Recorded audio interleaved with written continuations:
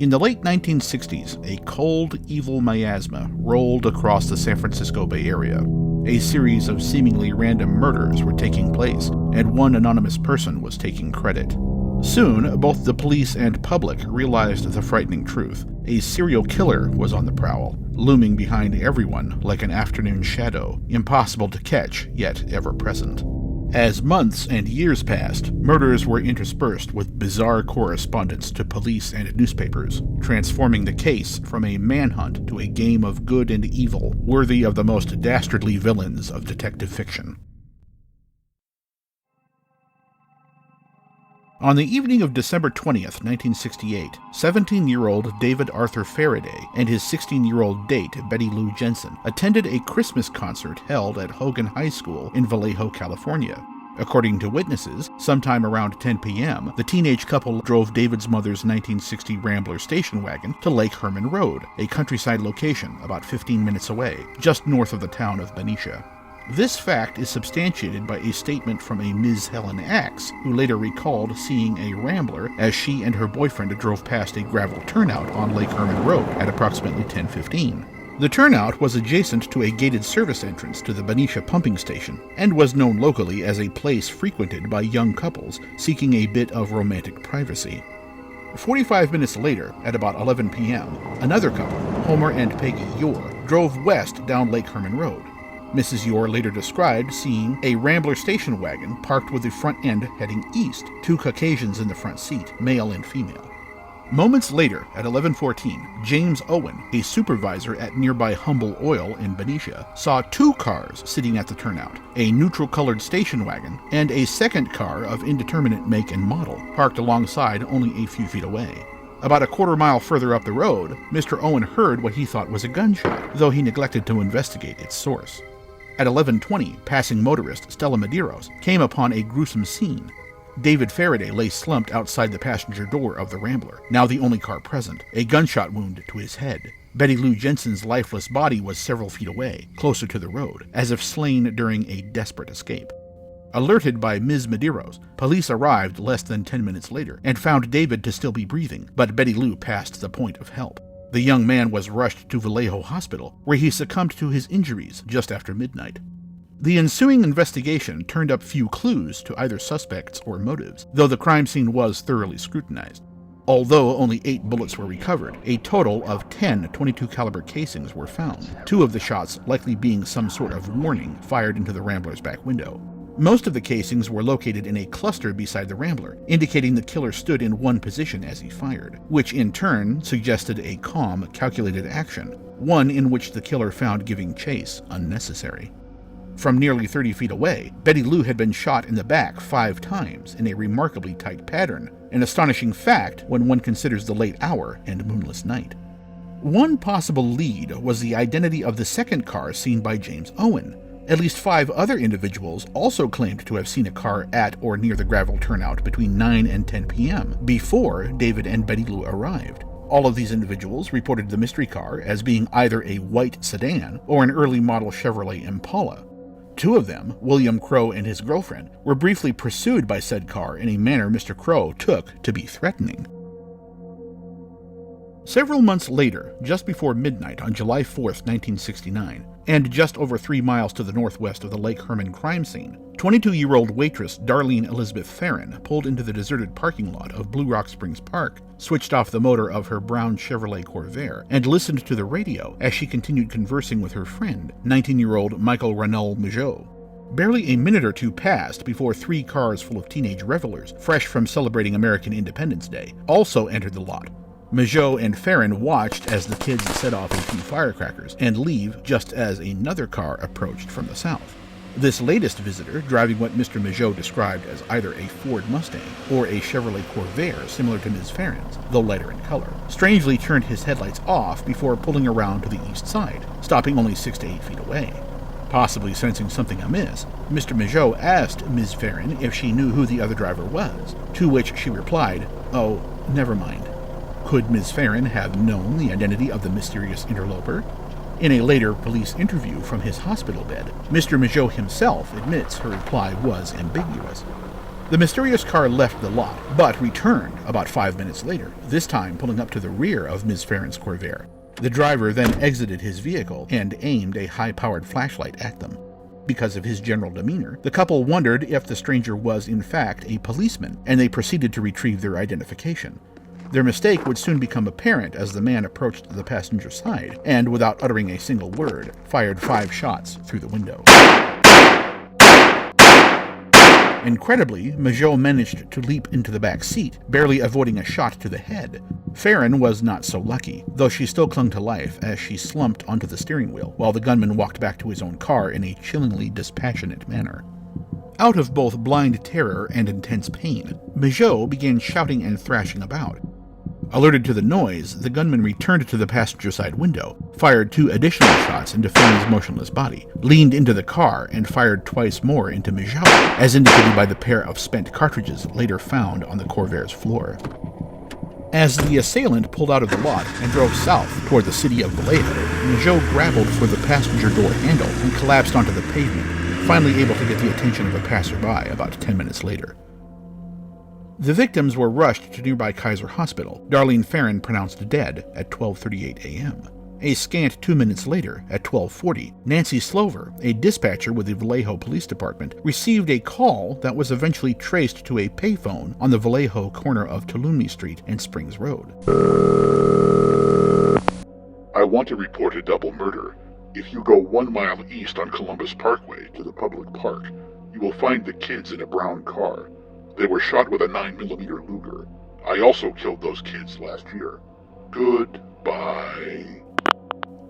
The mysterious caller's final words would haunt the dispatcher for the rest of her life. Though it was clear the police were now faced with a serial murderer, dubbed the Vallejo Killer, it was also clear he was far from omniscient. Michael Migeot had in fact survived. While recovering from surgery, Mr. Migeot gave a description of the suspect to Detective Ed Rust. The man had been about 5 foot 8 inches in height, perhaps 26 to 30 years old, of a generally beefy build, though not obese, around 200 pounds. He had short, curly hair of light brown color, almost blonde.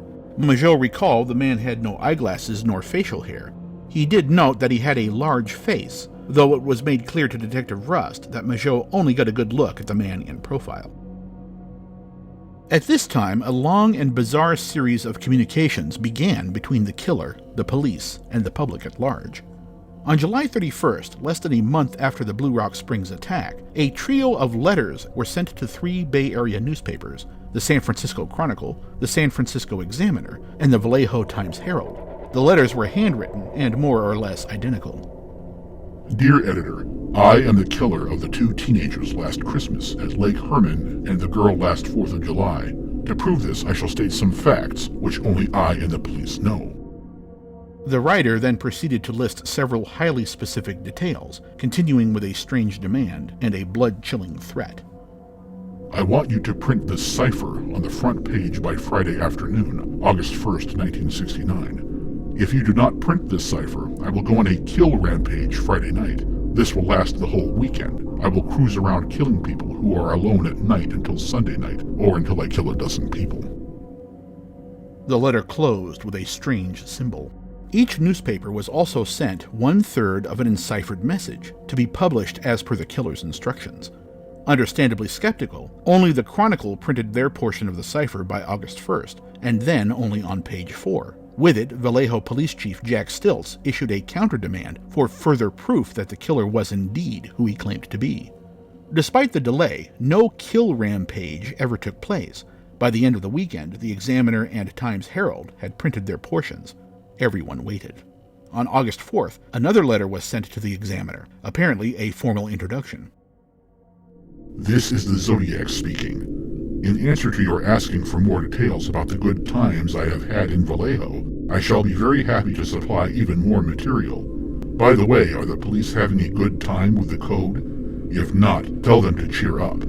When they do crack it, they will have me. The letter concluded with a sickeningly exhaustive account of the December 20th and July 5th murders. The obvious hubris embodied by the man now known as the Zodiac was somewhat unjustified. On August 8th of 1969, husband and wife team of Donald Jean and Betty June Harden contacted authorities to inform them they had cracked the Zodiac's code, referred to as the 408 due to the total number of characters in the cipher.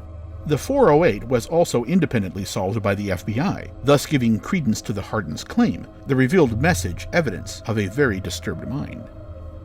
I like killing people because it is so much fun. It is more fun than killing wild game in the forest, because man is the most dangerous animal of all. To kill something gives me the most thrilling experience. It is even better than getting your rocks off with a girl. The best part of it is that when I die, I will be reborn in paradise, and all the people I have killed will become my slaves. I will not give my name, because you will try to slow down or stop my collecting of slaves for my afterlife. Strangely, despite the attempts made by the Hardens, the FBI, and countless individuals afterward, no one has thus far been able to decipher the final 18 symbols of the message, which appear as little more than gibberish.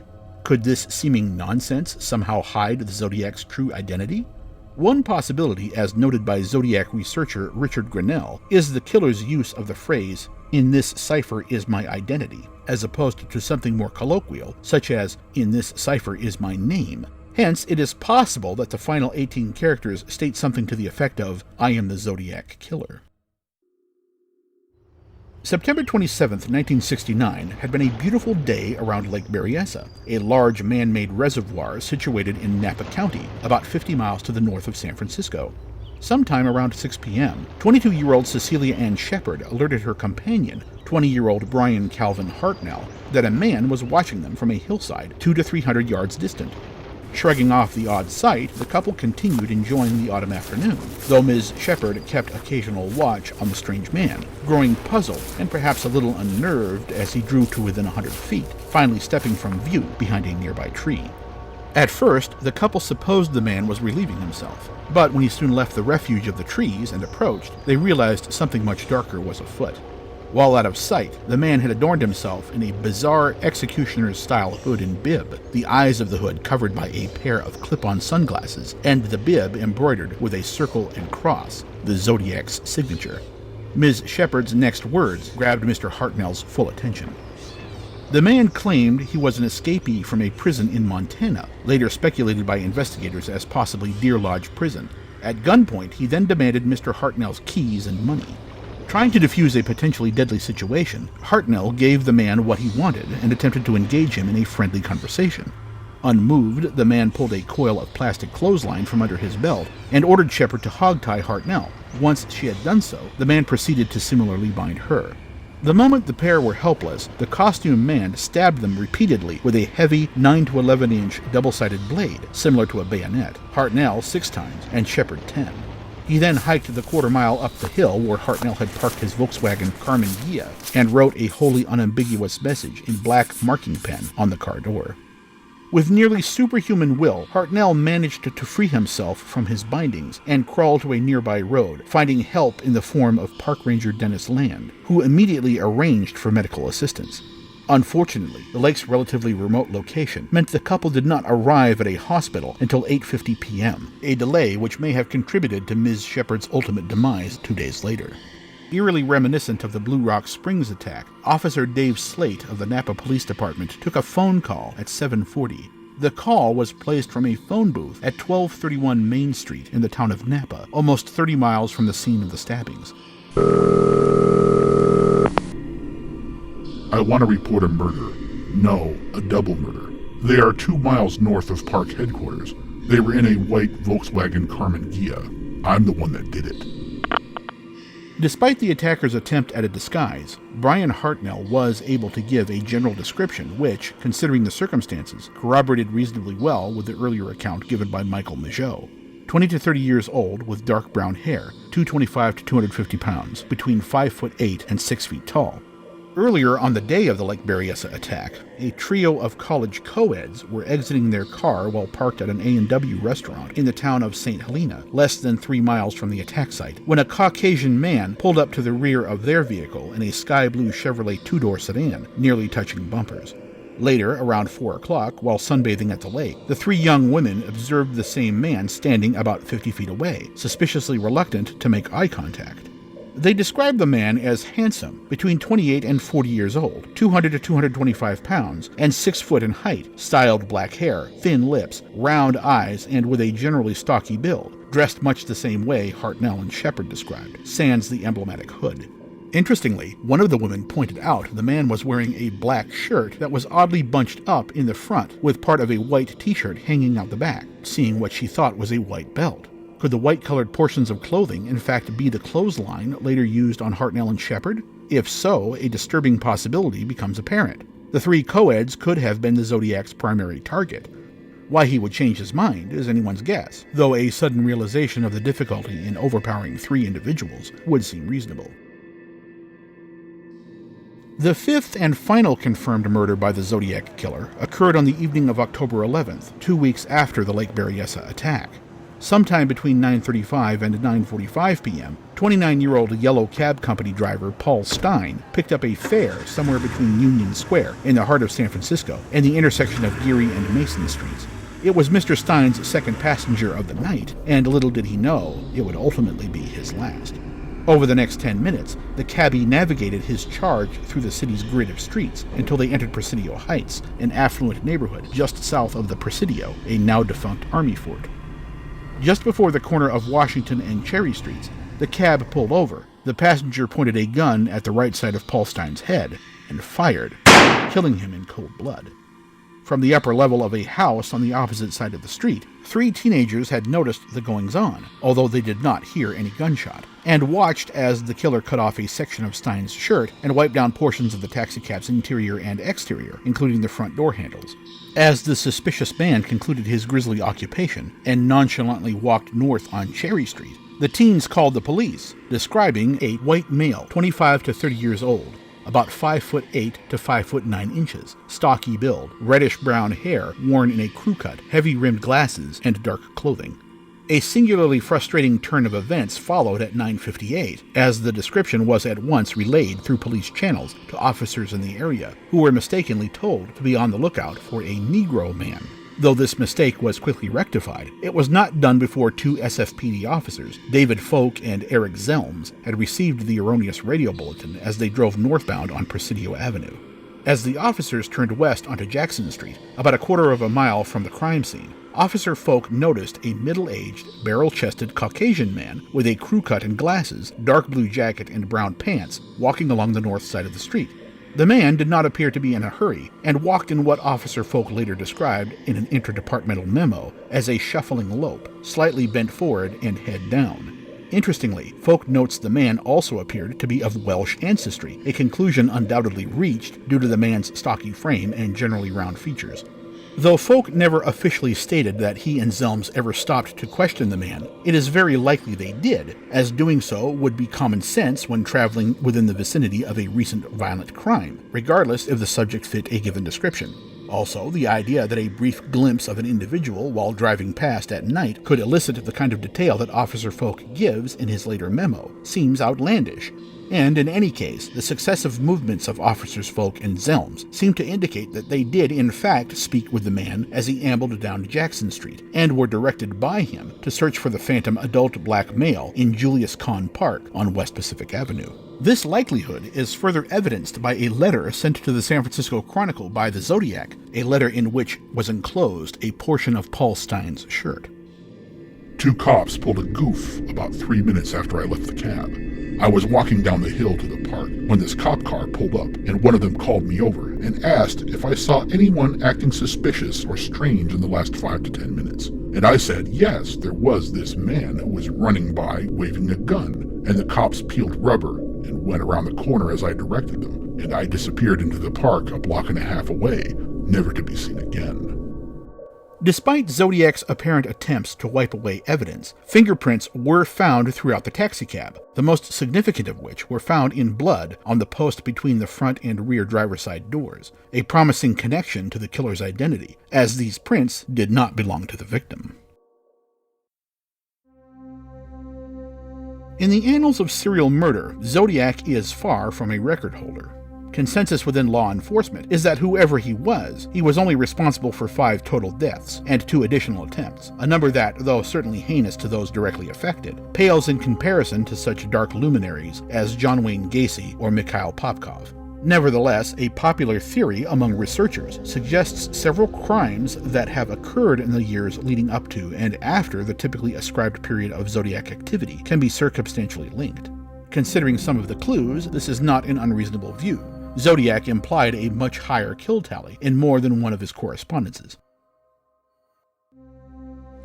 18-year-old Robert Domingos and 17-year-old Linda Edwards were shot numerous times by a .22 caliber rifle as they were sunbathing on a beach near Gaviota State Park in Southern California. The gunmen apparently dragged the victims' bodies to a nearby shack and may have unsuccessfully attempted to set the shack ablaze, as indicated by several scorch marks in and around the shack's entry door.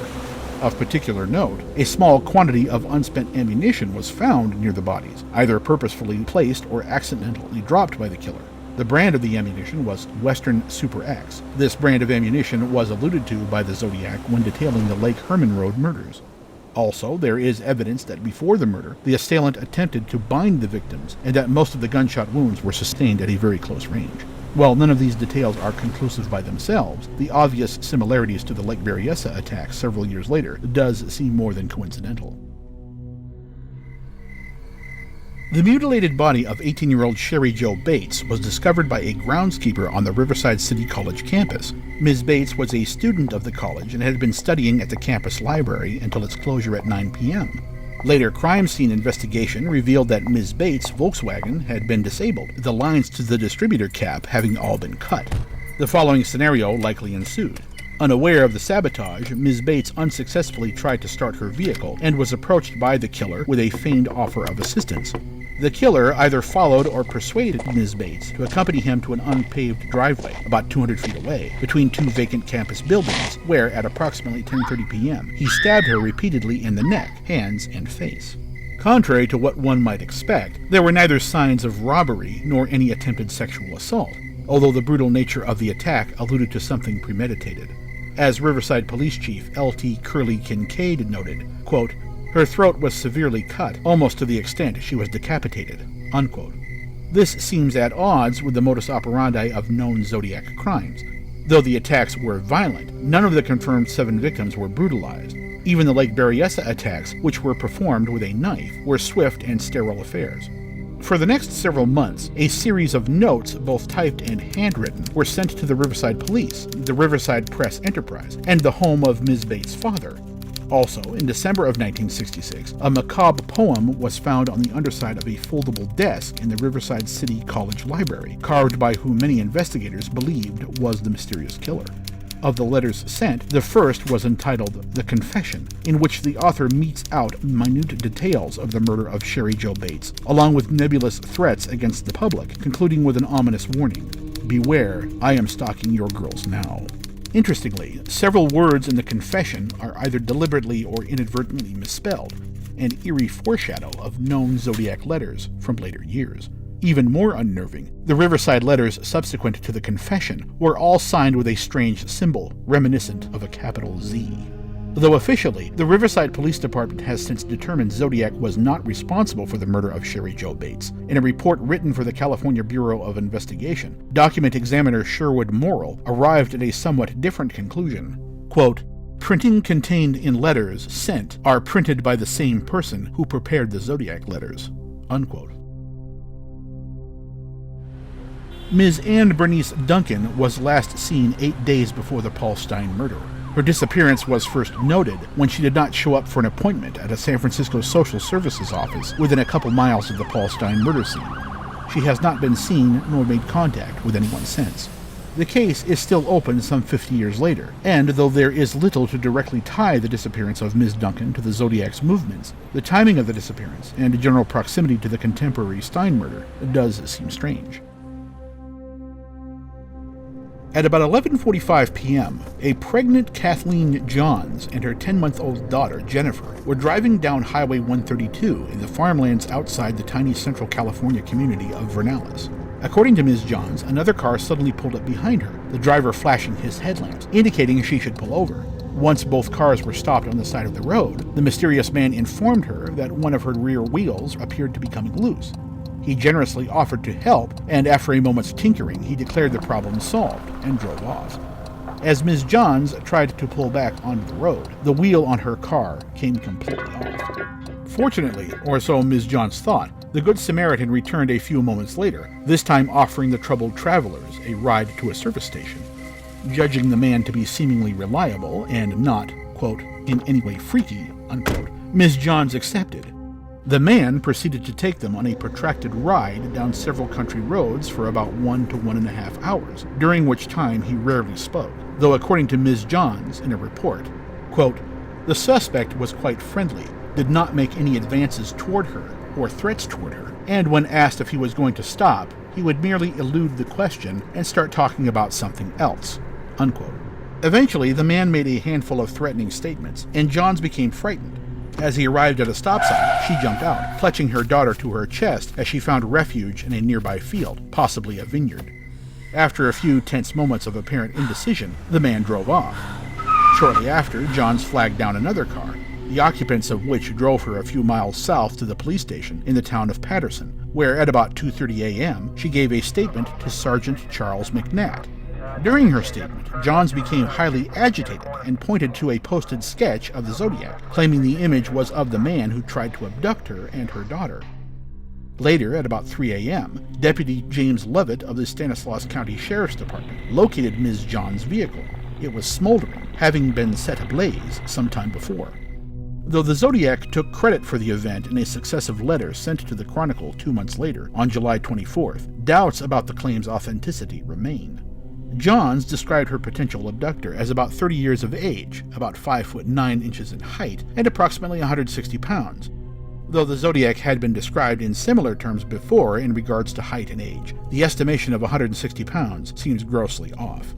Previously, the Zodiac had always been described as stocky or beefy, always at least 200 pounds. Although it is conceivable for an individual to drop 40 or 50 pounds in 6 months, it does seem unlikely, especially since it doesn't appear the Zodiac had attempted to change his weight throughout all of 1969. Curiously, according to Mr. Reed of Reed & Son Towing Services, the company responsible for recovering the burnt vehicle, none of the wheels were detached from the car, although a number of lug nuts were missing. Mr. Reed made no mention of either retrieving nor installing a wheel, which is an obvious contradiction to Johns' story. Doubly strange, on March 23rd, 2 individuals, a man and a woman, visited the Reed & Son towing shop during work hours and inquired about the burnt car, even giving a matching license number. These individuals have never been identified, nor has their connection to any of the events been made clear. The attempted abduction of Ms. Johns was never made secret, nor has her allegation of the kidnapper matching the posted sketch of the Zodiac. Could the Zodiac have simply taken undeserved credit for the event? Perhaps the killer used a crime in which he was not actually involved, a crime in which there was no chance of making a physical connection to him, to foment public fear. In State Line, Nevada, 25-year-old Donna Loss, a staff nurse at the Sahara Tahoe Casino, vanished sometime between 1:50 a.m., the time of her last log entry, and 2 a.m., when she was to meet her friend Joanne Gotch in the casino. She was last seen at about 1:40 a.m. by a Ms. Joan Bentley, a hotel guest from San Francisco. Ms. Bentley stated in a subsequent report that Loss had a friendly disposition and did not seem agitated or troubled in any way. The day of her disappearance, a mysterious man called both the casino and her landlord and explained Loss had been called out of town for a family emergency. The Loss family, who were located half a continent away in Sioux Falls, South Dakota, confirmed this information was false. Loss was never seen again, though her car was eventually located near her apartment, which had not been burglarized. In some circles, the Zodiac is suspected in her disappearance, a possibility given weight considering the time, only 11 months after Paul Stine's murder, and location. Lake Tahoe is only about 190 miles from San Francisco. The victim also seems a reasonable target. Betty Lou Jensen, Darlene Ferrin, Cecilia Shepard, and if we are to believe the case relevant, Cheri Jo Bates were all young, attractive women, as was Donna Laws. A postcard was also sent to the San Francisco Chronicle on March 22nd of the following year, featuring an advertisement for newly built condominiums in Lake Tahoe, the Zodiac symbol, along with the phrases "Past Lake Tahoe areas" and "Sought Victim 12" pasted onto the bottom margin. Despite these seeming red flags, several facts call Zodiac's involvement into question. Zodiac consistently committed crimes in situ, that is, he attacked his victims in the place he first encountered them. Even Paul Stine, who presumably drove Zodiac around San Francisco for several minutes beforehand, was still in the driver's seat of his taxicab when he was shot. While Donna Laws could have randomly encountered Zodiac and been murdered, the possibility seems unlikely given that there was only a 10-minute window to do so, and that said encounter would have to take place between the resort's first aid station and casino. If she was indeed murdered, it is far more likely Laws was led or taken away to some unrelated location. Circumstances would also suggest Miss Laws knew or was at least acquainted with her abductor. The caller would have to know where both she and her family lived, as he had the foresight to contact her landlord and to concoct a ruse regarding her family, who lived over 1,500 miles distant, presumably to give himself an extended period of time to separate himself from his deed. It is not surprising the provenance of the postcard is in doubt, some even speculating the card was forged by famed Zodiac hunter Inspector David Toschi to keep the investigative fires burning. Though this theory does seem somewhat at odds with Toschi's reputation as a competent and conscientious crime fighter, the inspector did admit to fabricating fake fan mail in the fall of 1976, suggesting a willingness to distort reality to his own ends. The true scope of the Zodiac's crimes will likely never be known, though there is no shortage of theories. Was Paul Stine really his final victim? Officially, this would seem to be the case, but instinct says otherwise. Our own experience with the depthless nature of human appetites and compulsions pressing us to look deeper,